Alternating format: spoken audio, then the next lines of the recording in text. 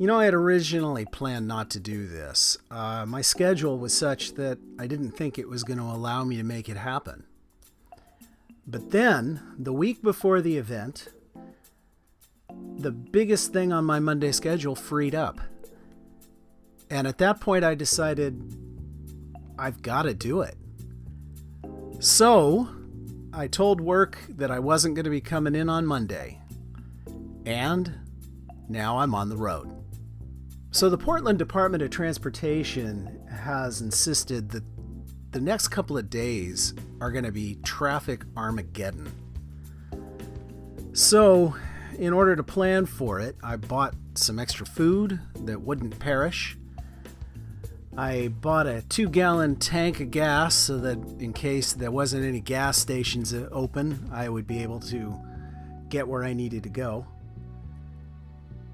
Bought some bottled water, brought that with me.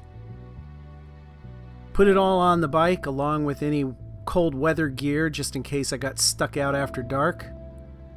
And I headed south. Now, my mother lives in Ridgefield, Washington, which is just north of Portland.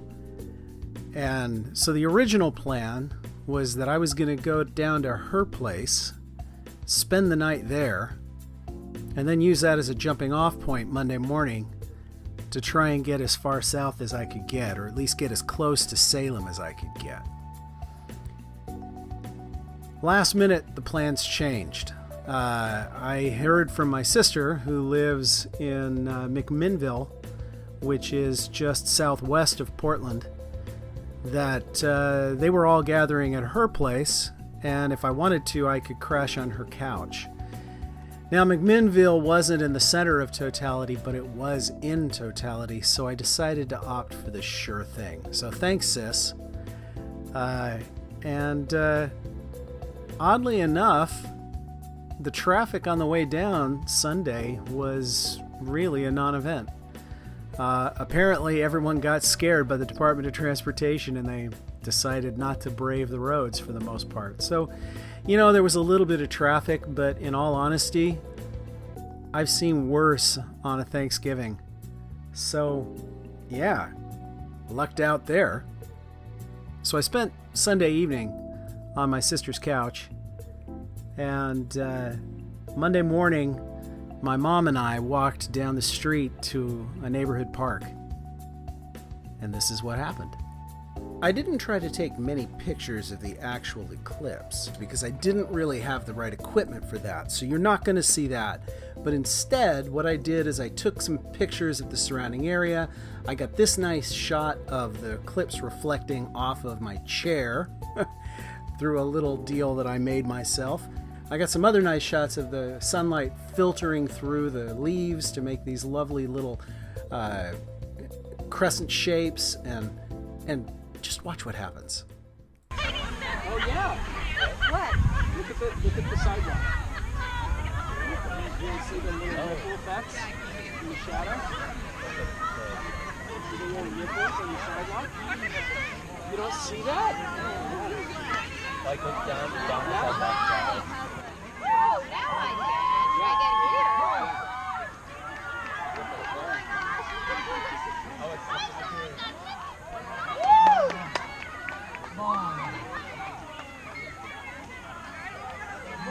Here we go.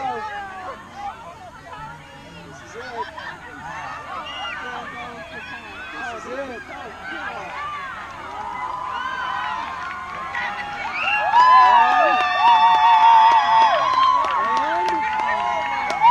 We're there. Wow! Holy God! Oh.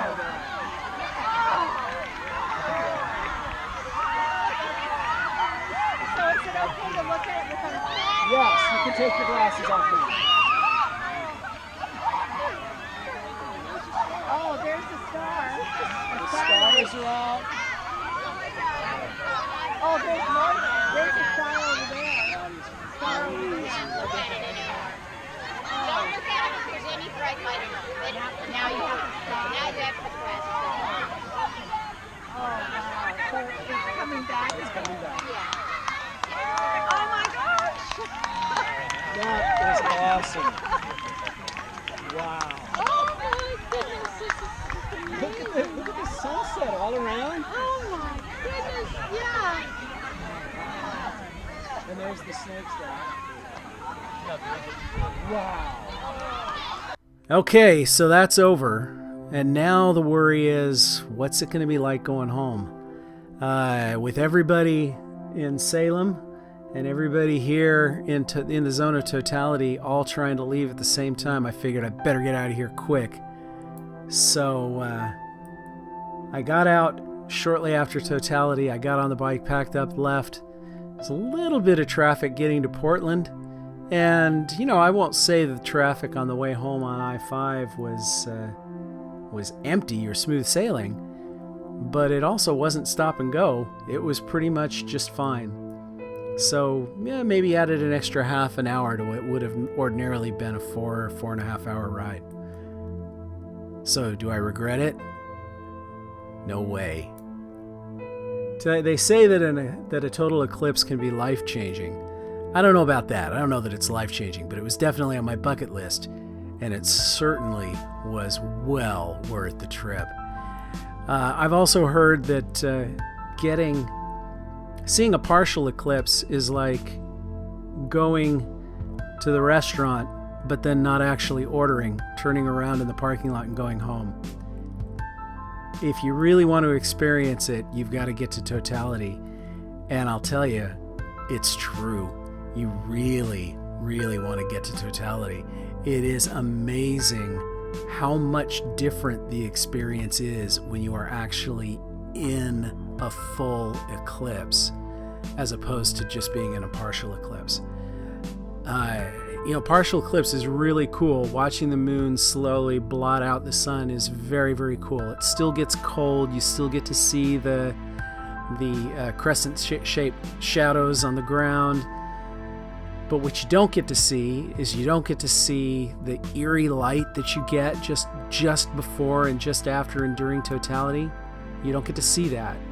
You don't get to see that really bizarre quality when everything around you goes dark and the lights come on and the wind rushes in and you've got a sunset basically all around you. 360 degrees. It's otherworldly. It's unreal. Truly a special moment, and something that you just can't quite understand what it's like until you've actually been there. Photographs don't do it justice. They really don't. You have to actually be there. And if you're not in totality, you don't get to look up at the sky and see a ring of fire where the sun used to be. You don't get to see the corona unless you're in totality. Just even 99%, you don't get to see that. And it is really worth seeing. So absolutely worth every amount of effort and every inconvenience it took for me to get down there and back and get ready for work again on Tuesday. It was totally worth it. So anyway, that was my Monday. I hope you enjoyed yours. I'll see you next time on Fogs Rides.